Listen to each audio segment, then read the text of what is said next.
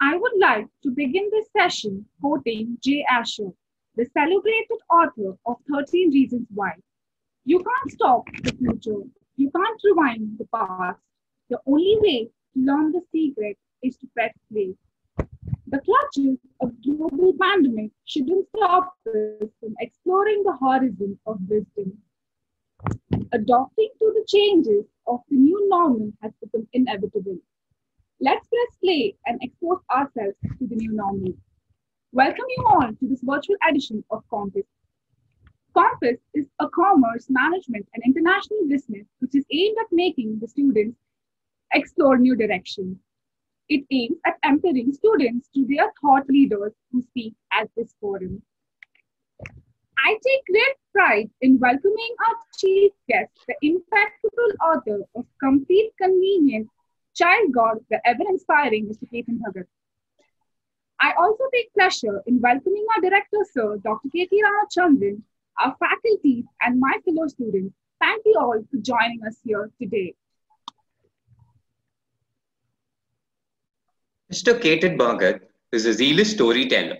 He's written two novels. His first novel, Complete Convenient, was a bestseller and was taken up by actor, producer Rahul Roy for a Bollywood adaptation. Ketan's second novel, Child God, has been a bestseller appreciated by both critics and readers. Ketan has also written screenplay and dialogues for a Netflix original movie, Upstarts, produced by Bandra West Productions. Ketan is a popular motivational speaker, a sincere leader, learner of Holy Gita. Ketan's talks are an engaging mix of humor, real life examples, wisdom of our scriptures, and realization of how we are limiting our potential. Ketan speaks regularly for industrial bodies, corporates, universities, schools, and literary events. Examples include Confederation of Indian Industry (CII), Early Childhood Association, Gartner, Indian School of Business, Tata Consultancy Services, Indian Institute of Technology, Lovely Professional University, Chitkara University, and many more. He has also been a TEDx speaker. Thank you, sir, for joining us in this wonderful session. The stage is all yours. Thank you so much. Can you all hear me? Yes, sir. Okay, wonderful. So nice to see so many people. I think the participant count is 560. I'm so happy. It's not a stage. I would have developed cold feet and I would be shivering. It's not easy, but on a screen, it's at least you all can't pounce on me. So I feel a bit safe. Uh, I must first of all thank you, the youth of India, for teaching us old people how to be resilient. We always think the young people are very impatient and they're very, very agitated. But look how beautifully, despite 7, 8 months of Corona, the youth of India has been so peaceful, so positive, so creative. So you should be very, very proud of yourself. There's been no restlessness from the youth, which is always blamed for having too much energy. Should I start my session? I am not going to take a academic session. Sure. The reason I love Ram, your dean, is because he's so non-academic. He's very practical, and he's I think more of a student himself in his mind. That's why I enjoy his company. I'm going to take a session on life, a little bit on how you can be successful in life. I will not give you gyan, and so feel free to ask me questions. Feel free to interrupt me. We will have a Q&A in the end as well. And feel free to oppose me also. Though I have white hair, that does not mean that I'm right. I could be very, very wrong, just like some young people are always very right. So I will share my screen. Just 1 minute. Yeah. And then we can get going. Like I said, please ask questions. Where is it? Yeah.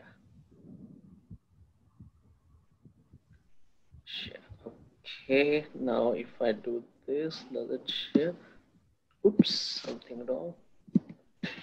Can you see the slide? Yes, sir. Okay, thank you so much. Okay, great. Thank you so much. So see, in life, I'll just introduce you a bit about myself. My name is Ketan Bhagat. I've written 2 novels, Child of God and Complete and Convenient. And in case you're not into reading, then I have also written a movie which is on Netflix. You can watch. It's called Upstarts. I don't know if you watched it, and if you do happen to have watched it, do give me your views. Some people have absolutely loved the movie. Some people have not liked the movie. That's all right. You can't please everyone. Okay. But the topic I'm going to talk to you is how you can use spirituality to be very successful in life. Now, bear in mind, spirituality. Uh, uh, Spirituality does not mean religion. Your spirituality is something different from religion. I'm going to talk to you about that. But most importantly, these are some laws of life, universal laws of life, which I want you to become aware and use them to become extremely successful. And by successful, right, by successful, it's typically these kind of role models, right? A lot of people I meet, they want to become Jeff Bezos. Somebody wants to become the next Virat Kohli. Somebody wants to become Elon Musk, and many more. And these are very good aspirations. These are very good inspirations to have. Now the question is, how do you become that? Do you have it in you to become so successful? My inspiration is Ram, though I think I'm too old to now aspire to become like Ram. But whatever you want to become in life, what is the formula? Is it only hard work? Well, then there is a watchman in your building who works 12 hours a day. That's not working, right? What makes Jeff Bezos the richest man on the earth, the first man who will have $1 trillion valuation himself, despite having such an expensive divorce? And he's a first generation entrepreneur. What makes Narendra Modi so popular that even if today elections happen, he'll again become the prime minister? What makes Virat Kohli so special? 100 crore people play cricket. Why is Virat Kohli Virat Kohli? What's the formula? And I think that the formula is that every person who has become extremely successful in his field has seen the same thing, the same field differently. I'll give you an example. Jeff Bezos, if you see the history, he actually saw the potential of e-commerce much before anyone else, and then he saw the potential of e-commerce, the streaming app, the OTT platform, much before anyone else. So he's able to see the same thing differently. He's the father of cloud computing, and cloud computing is again a concept that he saw many people could not see. Same as with Narendra Modi. He saw that people want development. They don't want to talk. He saw anti-corruption as a wave. So the same situation you can do differently. Elon Musk is full of ideas which can apply in a car, which even the Toyotas and Hondas are not able to see. Now, why? Why is he able to see differently? And why are others not able to see differently? And the most important question, I think somebody wants to speak. Okay. If somebody wants to speak, they can just speak. Ketan, we will have the questions at the end after your presentation. That becomes easier. Okay, no problem, sir. Yeah. Absolutely understand. So, why, most important, can you see things differently? Do you have the ability? I'm sure you are being taught a lot of subjects in school, but are you taught the art of seeing a same thing differently? And we experience this in life. We will experience this in life. In fact, today you may not have the ability. You will fall in love one day. When you will fall in love with a person, it's the same regular person, right? It's just another boy or girl. But for you you will see that same person the way nobody else in this world is able to see. Why? So there is an ability to say one thing differently, and we all have that. You know why we have that? Because it's God gifted. Yeah. I am a father, and I don't know, many of you may have a small child in the house. A child is born with the ability to see a thing, and because he has no knowledge, because he's completely blank, this child can actually make his own interpretation of something that he's seeing. He's not told what it is. So what he does is he applies his own mind and says, okay, maybe it is this, maybe it is that. And in that process, every child will have a different definition of the same thing, whereas every adult will have the same definition. I'll give you a small example that happened with me. My brother is a writer, Ketan Bhagat. Many of you would have read his books. And a movie was made, Three Idiots. I think you would have seen that movie, Three Idiots, right? And there's a song in that movie. I'll play that song. Now, my son, he was about very young, 2-3 years only. And he saw that song and he loved that song, I'll play that song and then we'll continue the discussion. Let me know if the audio is... Yep, sorry.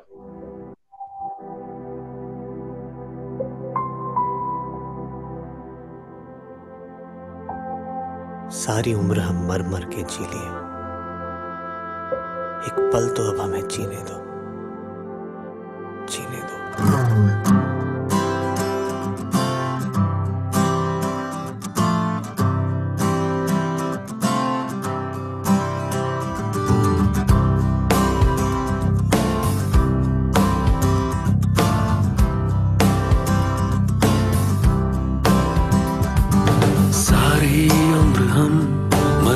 के जी लिए एक पल तो अब हमें जीने दो, जीने दो। सारी उम्र हम मर मर के जी लिए एक पल तो अब हमें जीने दो, जीने दो। ना ना ना ना ना ना ना ना ना ना ना ना।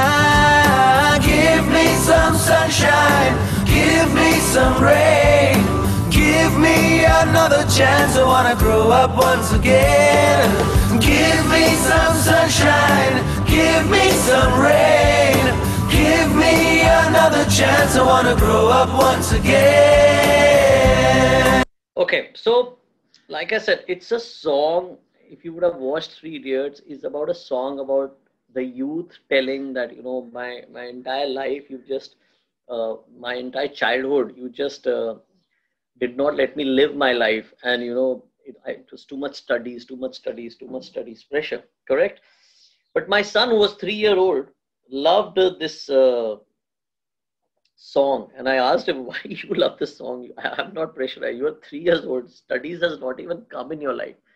Why you relate to this song so much? And believe me, it's a 3-year-old. He's not seen the movie. He does not know who actor is, he's just listened to the song. And he says, it's a song, Papa, that is sung by a tree. And that opened my eyes that, give me some sunshine, give me some rain, give me another chance to grow up once again, is a song that can apply to even plants, right? Now, that is the ability to see something differently. And when you see something differently, that gives you a potential to become a king in your field of work. When Dhoni when Dhoni became captain, he was the calm guy. Because before that, Saurav Ganguly was the aggressive guy. And then when Dhoni was the calm guy, then Virat Kohli came and said, let's get aggression in the game. And I'll be an aggressive batsman and stuff like that. So when you see the game and you say, no, let's do something different. And you say, let's do something different, when actually you're able to see something different. And that seeing different is there in every child. So God gave you birth with the ability to become a billionaire. But not all of you will become billionaires. Why? Why is it? Well, there is a reason for it, because when you were a child, we, the parents, the society, put you in a prison called education. Now don't misunderstand me. I am not ridiculing education. I am not saying we shouldn't all be uneducated. No, not at all. I am just saying as a society, we overvalue education. We emphasize too much on education because we truly believe that education is the solution to everything in life. Everything, meaning everything. Today, I'm sure a lot of you would be in schools, and the teachers and the parents would only say, once you get educated, everything will be fine. You'll be successful, you'll be happy, your dreams will be fulfilled. Whatever you wish for in life, somehow they say it's the education that will take care of itself. And so we all, I don't know, I've never met any child in this world who actually enjoys education. Maybe a few do, but most of it, it's a difficult 15, 20-year process where you go through school, then university, and then post-graduation, and then you get a job. And it's difficult, every year you have to give so many exams, homework, whatnot. You have to torture yourself to get educated. And you get educated because you have one belief that education will empower me. Education will make me successful. Education will make everything possible. But believe me, education will take you only that far. Education, if education was the solution to everything, in life, the uneducated would not be beating the educated. Today, we have a prime minister who runs the country, who's so popular. We all, the educated and the uneducated, sort of vote for him. And he defeated an incumbent prime minister who was the most educated politician in the history of India. And so, not just in politics, in every field, if you do some research, the person at the top is usually an uneducated person. I'll show you a video of two people, one of Virat Kohli and Amir Khan. Virat Kohli is obviously the captain of Indian cricket team, the number one in his field. And then Amir Khan is a superstar, the number one in his field. And they talk about how educated you are. Now, this is in Hindi, but after the video, I can translate for you. My father was very, very adamant that I complete my school and my college for sure. Right. Which I couldn't do either. मैं दोनों नहीं कर पाया. कहाँ तक पढ़ा आपने? मैं 12th भी नहीं करी है. 11th I passed. हाँ. After that, because I started playing under-19 India when I was 16. मैंने भी 12वीं की है सिर्फ. आपने 12वीं तो करी है? हाँ, 12वीं करी. मैंने तो स्कूल भी नहीं किया. So, Amir Khan has done 12th, never been to college. And then Virat is saying, I've not even done 12th, I've done only 11th. So imagine we live in a country where the captain of the cricket team, which is the biggest religion in India, is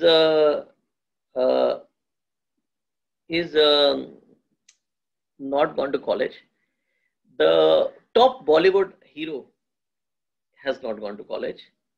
And the Prime Minister is also someone who is not educated. This is an education-obsessed country where all this is happening. So I'm just saying, don't ever overemphasize on education. It is important. It is like a driver's license. You need it to drive a car.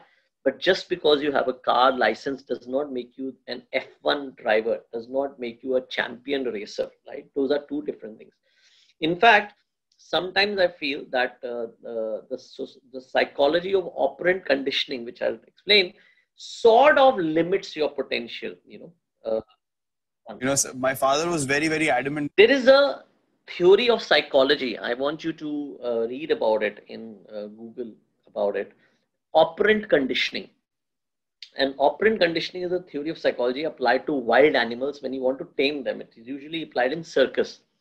What they do is basically there's a risk, there's a reward and punishment. So if the animal is small, he does not know he's a lion. And then they give him food if he does something, and they give him a whack on his back or give him a kick if he does not do something. So over a period of time, the animal sort of automatically starts doing whatever he wants him to do because he wants the food. So he forgets that he can hunt. He forgets that he can do many things.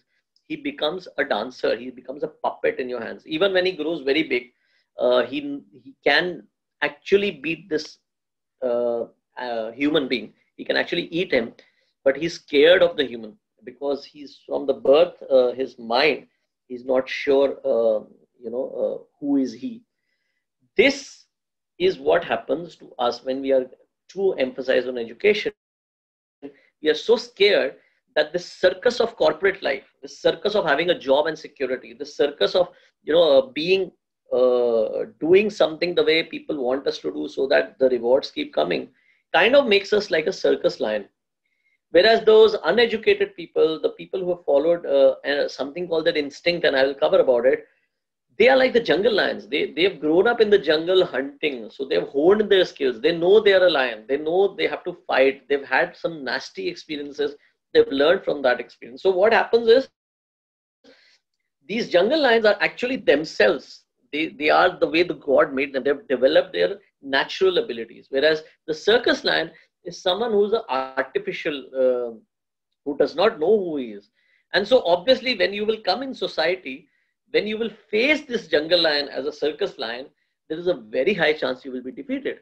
The main thing about a jungle lion or all of us is instinct, not education that survives us.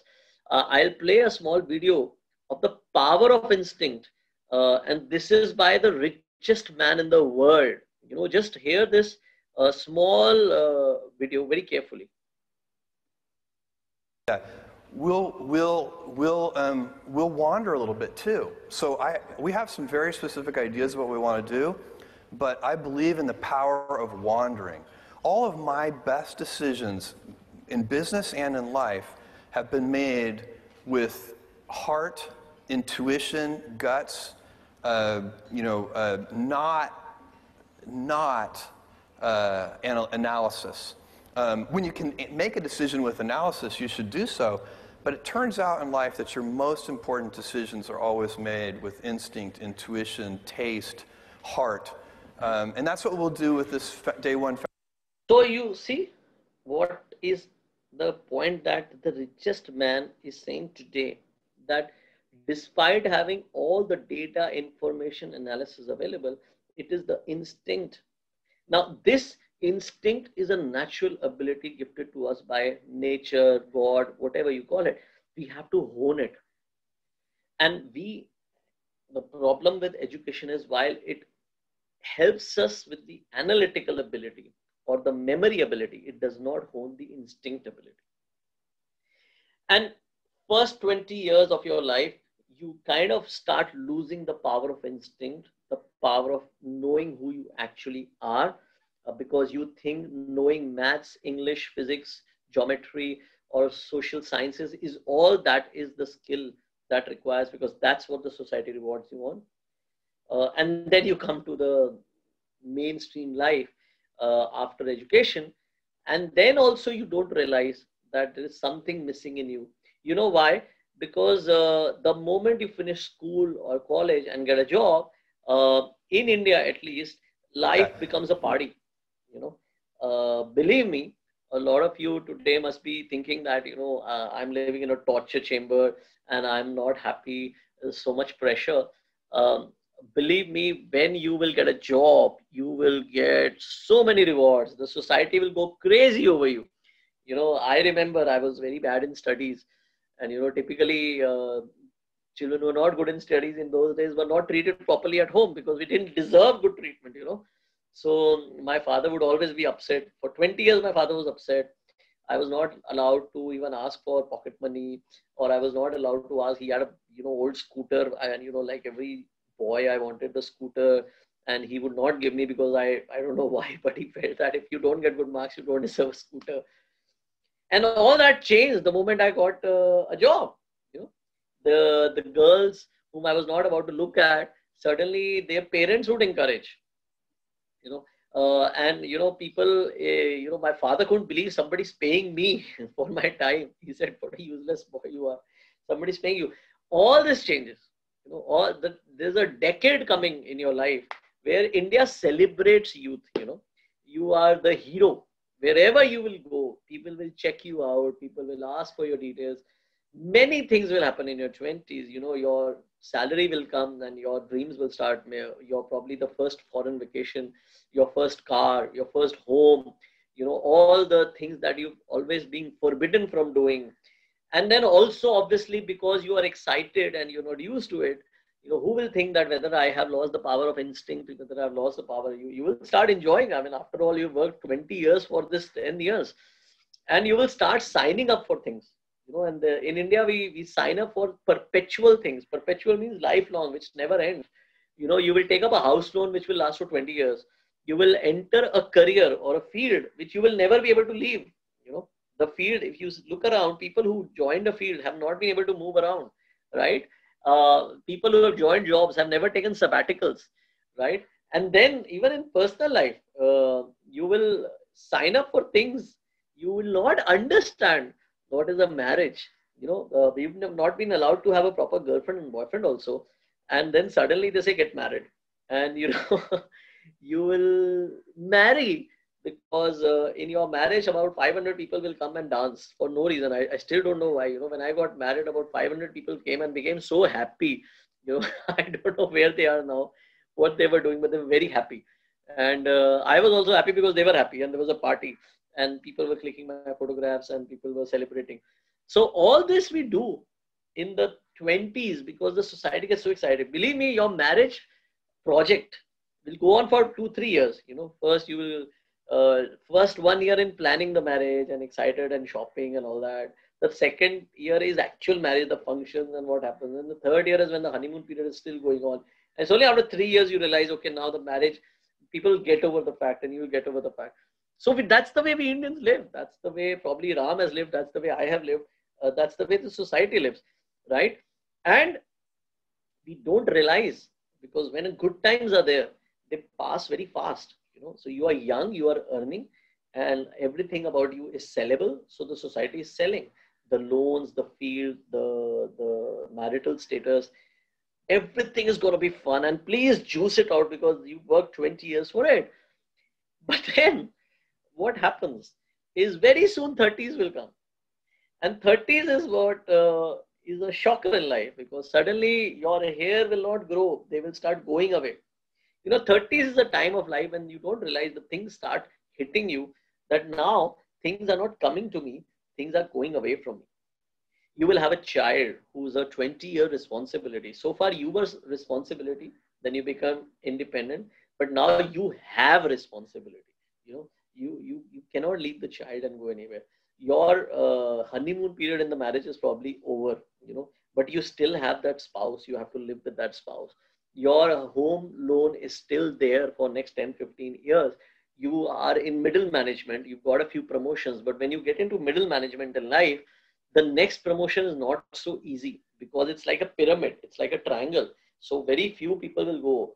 The others will stagnate. So stagnation will come. And most importantly, your parents and your teachers have lost interest in you. They are more interested in your child now. Today nobody talks to me. The only time I get a call is when some bill is not paid or, something is there. But you are written off. You are like Rahul Gandhi, who's there, but you don't know for what reason, right? Who's still trying to get relevant, but you kind of written him off because new people have come in. And that is the stage of life, which Indians I have seen because we are used to the focus being on us, from the day one that we are born. The focus is totally on us. What are you doing? Where are you going? What do you want to become? How will you become? There's so much scrutiny that we are not used to being left out. We feel ignored. We feel bad. And that is when, the frustration of life starts creeping in. That is when what I call the big boss phase of your life comes. I don't know if any of you watch Big Boss. It's a very popular show. I cannot watch it. But I tell you why it is so popular.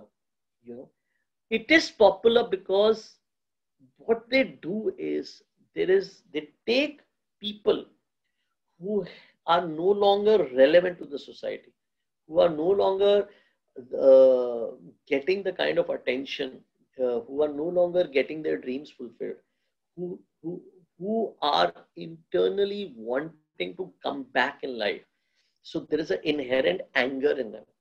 They take such people and they put them in a pressure cooker environment where they kind of heat them up further.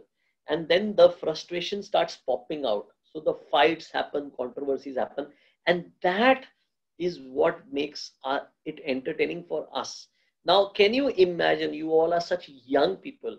If I put all of you together in a room and I say for 90 days, nobody's going to disturb you, you're going to have food, you can do whatever you feel like doing, would you ever fight? No, you will have other issues. You'll probably play games, you will party, you will talk, you will do whatever stuff, but you will probably not fight. But these people fight. They fight because inherently there is frustration in it. And that is the reason. This is what happens in life with most of us when we go the simple way of trying to find education as the only solution. Bear in mind, again, I'm not against education, but if that is the one all solution for happiness and success in life, then you are going the big boss way. You will not be any different from those participants who are fighting openly and probably trying to come back. That's the desperation level. And if this desperation is not enough, you will always see people in life who have not followed the normal path and yet are enjoying, yet are just living a life which probably you dreamed of. I'll give you one example. I don't know if you know of a person called Milind Soman. Milind Soman was a top model. First of all, he was a national champion swimmer. Then he was a top model in his heydays. This is a very controversial ad, old advertisement. You must be in your diapers or probably not even born when this came out. He's had a good life. He was a top model. He's done all his stuff. And today also, he just is married to someone on 26, 27 years younger. He's a fitness model. He's still very relevant to the society. And believe me, this is not a man why I'm taking Milind Soman's example is he's not a great actor. He's not a A.R. Rahman. He's not a Virat Kohli. He is just a regular model who was good looking. But the way he has led his life, he's still relevant today. Whereas most models have a very, very small life. He's not an accomplished educationalist or academician. He's just not any different guy. But just that he's followed his instinct. He's lived his life a bit differently. So he's been able to do controversial stuff. He's able to get out of controversial stuff. He's able to be an icon, and despite breaking all the rules. And there'll be many people like him. I mean, there are many, many people whom you will see in life who have not followed the norm and been successful. And then you will see you have followed the norm and you are you've become a big boss contestant in your life, right? Now, it can be very, very frustrating. Obviously, especially if you've been a topper, you worked hard in school. So what will you do at this stage of life? At this stage of life, when you will see your friend who was nothing in college, whom you thought was very inferior to you, becoming a Milind Soman in his life, and you becoming very frustrated in life, you will question.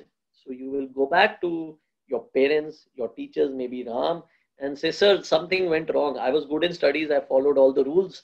I did everything right, but I am not happy. And the others are doing so well. What went wrong? And now this time, parents are very clever. The same parents, the same society that today is saying that, it's all in your hands, work hard, become something, education and all that, will suddenly turn that argument. They will say, you know what, bacha, nothing is in our hands. It's all God's will. We are all bound by destiny. And, if you see beautifully, some of our religions are a little clever. They never take ownership. They say, don't worry, God will come and save us. So you say, at this stage, they won't say, when you are having school exams, you don't give this argument. You will be beaten at the home. And they'll say, no, you have to work hard. But when things will go seriously wrong, they will say, no, it's not in our hands. It's God, and God will come down to save us. Don't worry. So go to the temple, go to the mosque, go to the Gurdwara. You may be inclined to go towards God. You may be. After all, you are a good human being and you are used to listening to your parents. You will go to God. But that's where another set of industry is waiting for you. They're saying, come to ours. And that's how after a big education industry, then a big marriage industry, big corporate industry, then the last stage is when such gurus will come and you will go complete bonkers because you are educated, smart people. You obviously can't surrender to such kind of people. So you will be confused in life. You'll be extremely confused in life.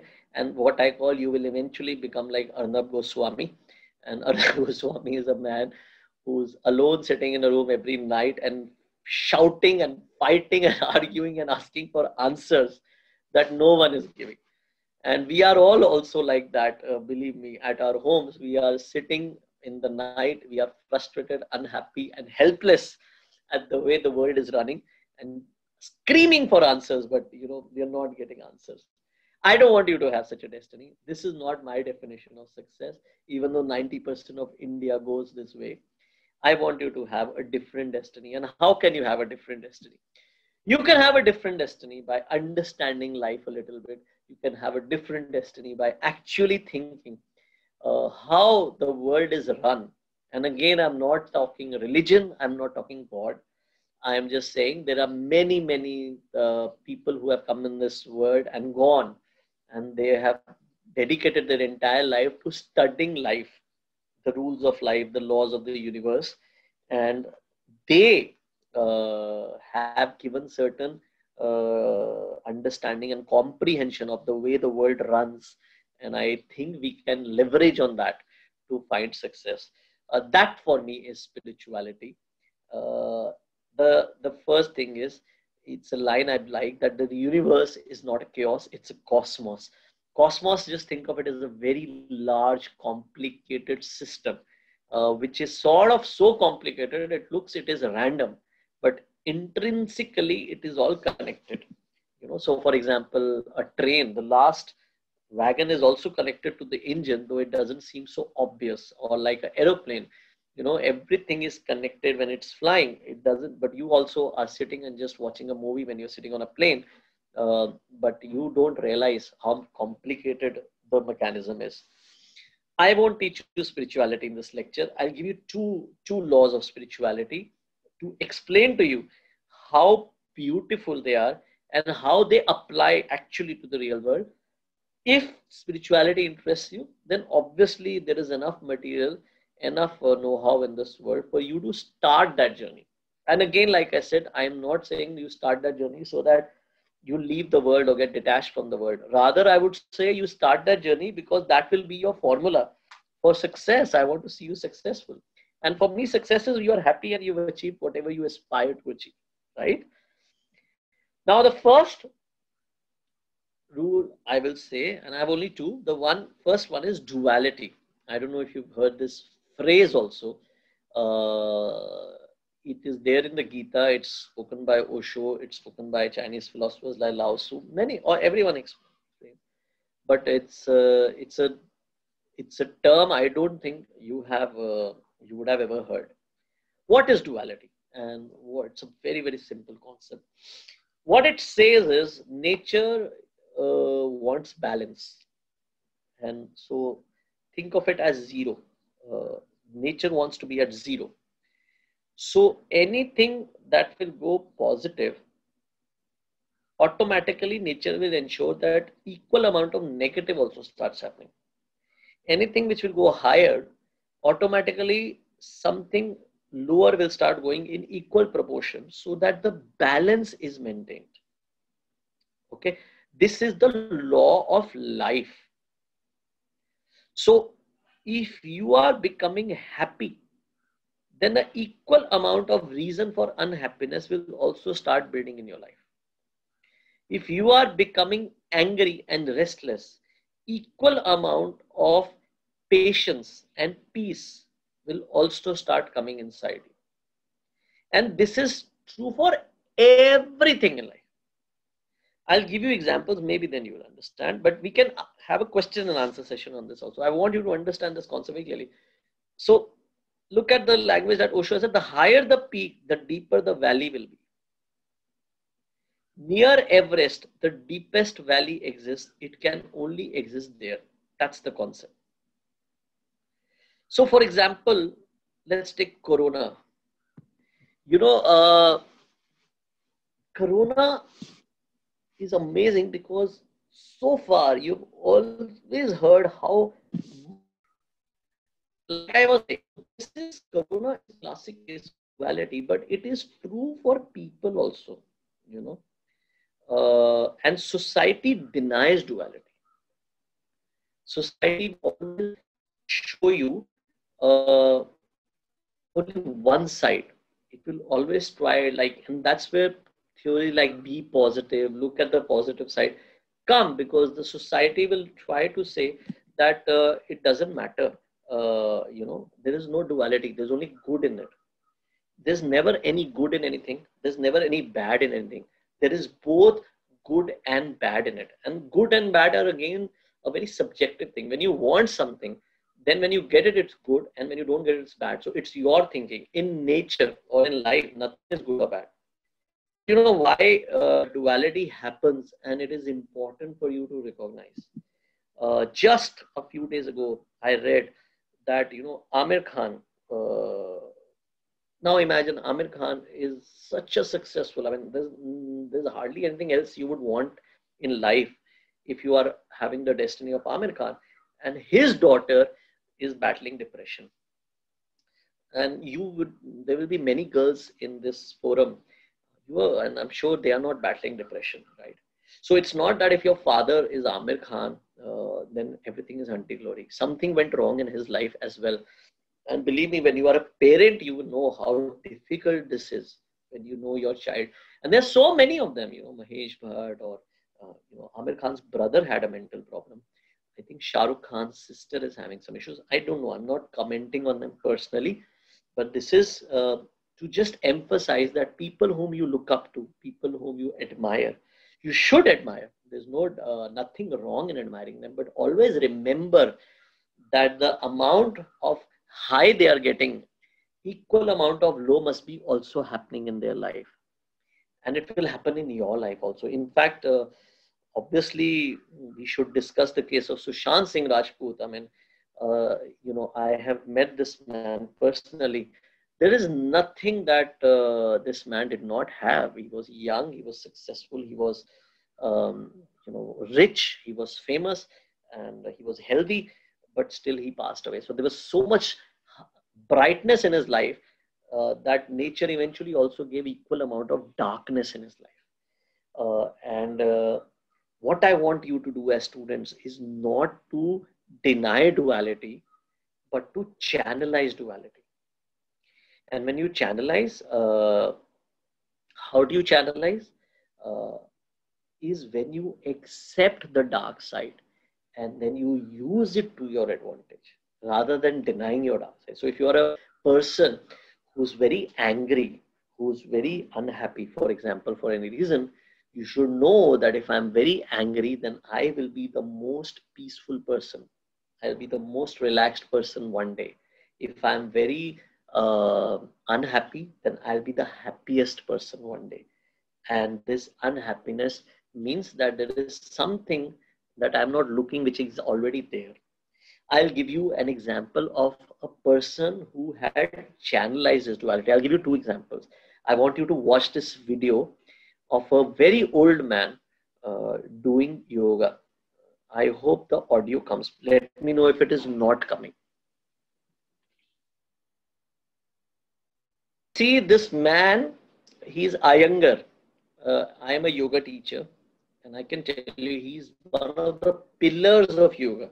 You know, he's made one of the branches of yoga is Iyengar yoga. You know, he's so famous. Now he is so strong, he's so flexible, right? Now this is the second half of his life. Now I will show you a video of Iyengar where he talks about his young age. Now listen very carefully. It's just a 30-second video. I want you to listen very carefully what Iyengar says. So just imagine the man who was the weakest for the first 20 years of his life, he was a parasite, he says himself, became the strongest man. So when you look at spirituality, because he was the weakest, he only had to be the strongest. And that's when you channelize duality, and that's when you will feel yourself in the most helpless situation. You should smile and say, you know what, my situation is so bad, the worst. So eventually my situation will become the best, because the law of duality will come. You know, I will give you one more example. I don't know if you watch Sanjay Leela Bansali movies. He is made Padmavat, he's made, Bajirao Mastani, he's made Hum Dil De Chuke Sanam. He makes beautiful movies. He's made Devdas, and he's renowned for making extremely lavish movies which are full of color, splendor, glamour, and everyone looks so beautiful. The sets are so beautiful. And listen to him when he says from where the grandeur and the beauty comes. You know, just listen very, very carefully. That's because he does not realize that he is talking about duality. Just like Iyengar did not know the duality aspect.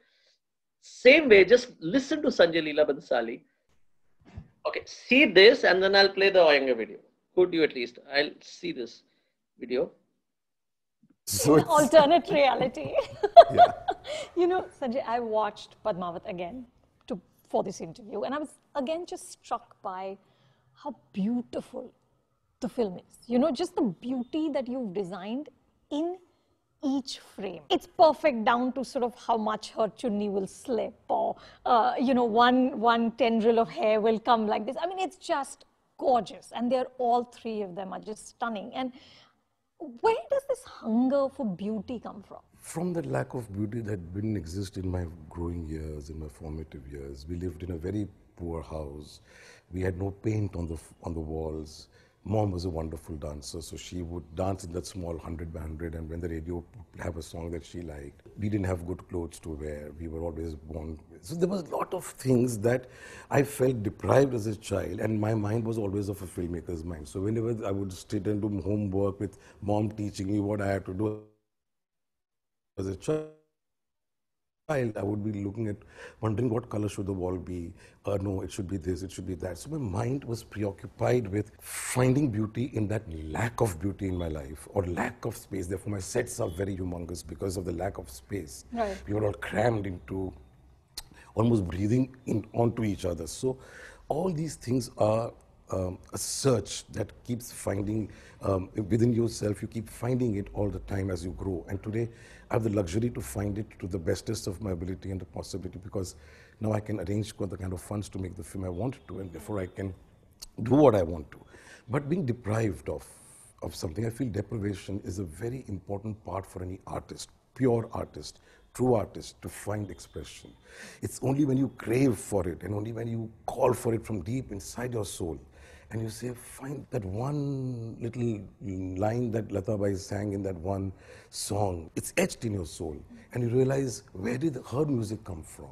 Deprivation. It came from a lot of angst. It came from a lot of, which singers today don't go through it. So you understand, I hope you were able to hear this video, is if you are having something ugly, then believe me, that ugly experience is the reason why you will someday make something very beautiful. I'll repeat the Iyengar videos because I genuinely feel they will help you understand. It will take a minute. So let's see Iyengar performing yoga at the age when he was really old. And I challenge you, a lot of you are young, but you will not be able to do yoga like this. Let's just see that.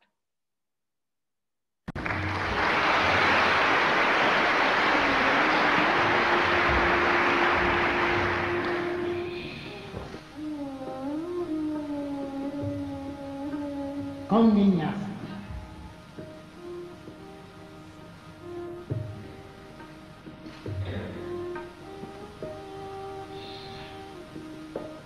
Ekapada Vinyasa.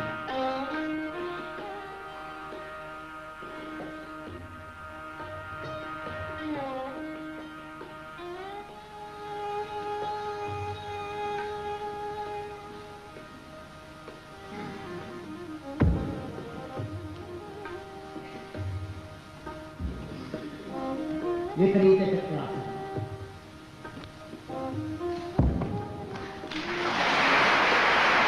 So look how strong this man is. Now let's just look at what he was when he was a child.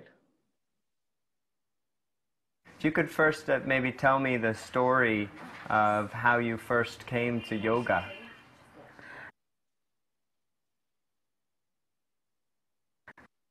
Well, I was a unhealthy child in my house. I was a parasite. If I played one day, 7 days I was in bed. And I suffered from birth, I can say, till the age of 22, 23. So that was the life which I thought was really telling on my mind. Is it worth living? Though I started yoga when I was 14 years. But health only I realized after 7, 8 years of... So imagine the weakest becomes the strongest. The one who had the most lack of beauty in his life during childhood ends up making the most beautiful movies. And this is what I want to say. If you are a very violent temperament child today, you will probably be the biggest symbol of peace in later on life. If today you stand for destruction and loss, maybe you will stand for construction and wins later on in life. That is how people channelize the weaknesses that they have, the so-called weaknesses that they have. This is the law of life, and I can give you countless examples. But this, as a concept of duality, always keep in mind. So if you are having a good time, don't get too excited. The bad time is also there. You're just not looking at it. And if you're extremely sad, then don't be too sad. There is something beautiful that or very nice that you are ignoring. What nature wants is balance, sambhav, meaning neither too excited nor too sad. You are like a lake, it's like a stream, like the ocean, which will only have waves at the surface level, which is probably not even 1% of the ocean. The rest of the ocean is very much at peace with itself. And this concept is taught you only so that you find more and more peace with yourself. So let's move to the next slide. I don't know how to move to the next slide, but let's try. Yeah. The next lesson and my last lesson I will teach is around time. I meet a lot of people who are unhappy in life, who are basically not having excitement in life because they've not achieved a few things despite working hard. Now listen to one thing very important. There is a force known as time. Just think of it as like an army. Think of it like a police force. Supposing you are in Coimbatore and suddenly the entire police is with you. Whatever you do, the police will support you. Just imagine this, how powerful you will become, correct? Now let's look at the other way. Supposing the police is hunting for you. They want to nab you. Now imagine how weak you will be. That is the power. Just an example. That is the power of time. When time is on your side, even a simple human being becomes godlike, so powerful. When time is not on your side, even the same human being struggles. So time is something that is beyond you, but it affects you. And so be aware. And again, if time is on your side, things are happening, whatever you are touching is becoming gold. Have gratitude. Thank God that there's a larger force working with you, making you super powerful. If time is not with you, if things are not working out, despite you making an attempt, then don't get too frustrated. It's not you. Don't take it personally. It's time not on your side. And time will come. Time is someone who belongs to no one and who belongs to everyone. So that song, Apna Time Aayega, is very relevant. I'll give you two examples of people whose time is not helping them nowadays. And you can see how they are struggling.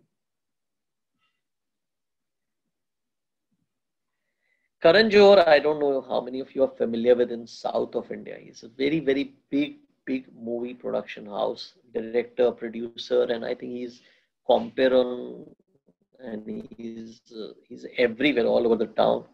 And suddenly he's nowhere. He's struggling because everyone's after him. Sushant Singh Rajput death put a spotlight on him, and there's been so much slandering. Now, I'm not making a comment whether Karan is right or wrong, but definitely 2020 is not the year for him. Movies are not getting released, and then obviously there's a lot of media hunt, there's a lot of witch hunt on him. He's the same guy till a few years ago. Whatever he touched was gold. Today, even when he's not touching anything, he's being slandered and dragged into controversies. Such things will happen in your life as well. There will be times whenever you touch, you will turn it into gold, and then there will be times whenever you don't touch, still time is not on your side. Don't take it personally. These are laws of life. I'll give you one example, maybe you late, is MS Dhoni, someone whom I really admire deeply. But somehow it seems, and it only seems, maybe some of you will fight with me because you are Dhoni fans, but it seems his time is about to get over. Whatever he is doing is just not working out. You can see the same man. You must have been very young when India won the World Cup. The whole nation came on the street and danced. And he's been a hero for all of us. He still is a hero. Movies were made on him, his life, and Captain Cool, and everything was working out. And now suddenly, when he went to the World Cup last year, he was blamed for not being able to finish. And today in IPL, thank God they won the match yesterday. Otherwise, they would have been really in bad shape. But you can see the team struggling. It's a team sport. It's not Dhoni's fault that the other players do not perform. Just like it was not his credit when the team performed. Others were also performing. But he's not able to get back those glorious days. Same thing will happen to you also in life. You will have glory, and you will have a time when you will slide down in life. It's the time factor. These are laws of life, happen to everyone, affect everyone. Some to more, some to less. So don't take it personally. And when time and duality, just two concepts, they combine, things can become enormously powerful. I'll give you an example, just one example, and I'll end my talk then. There was a time when maybe you were not even born, and maybe Ram and the teachers can comment. Just being Gandhi was enough to become the prime minister. Rajiv Gandhi's mother was a prime minister. She used to be a very popular prime minister. And then with a very sad incident, she was shot. And he came to power. Nobody knew Rajiv Gandhi at that time, but he came to power with a whooping majority. I think they had more than 400 seats. Just being her son was enough. And today, duality and time, if you apply, times have made the opposite true. Just because you're a Gandhi, you will not be given vote. How times change. If it was Narendra Gandhi, not Narendra Modi, would you still vote for him? Just think about it. And if it was Rahul anyone, it could be Rahul Bhagat instead of Rahul Gandhi, he would still be given at least a neutral hearing. So I'm not commenting politically. All I'm saying is these are some spiritual laws of life. If you see, they're always working, and you can see how life pans out. And so I urge you all to try to enter into spirituality, understand laws of life, understand philosophies of life, and then view what's happening around you. It will give you a beautiful perspective of life. It will give you a beautiful perspective of what's going on in your life and how you can navigate and maneuver your destiny towards your dreams, towards your happiness, right? That's all I had to say. Thank you for being such a patient audience. I can still see the participants are more than 550 or 60, so that's really nice. Nobody is left. I'm on Twitter, I'm on Facebook, I'm also on Instagram if you want to reach me. And I'm also very, very happy to have any questions or anything that you would like to ask right now. My presentation is over. Thank you so much.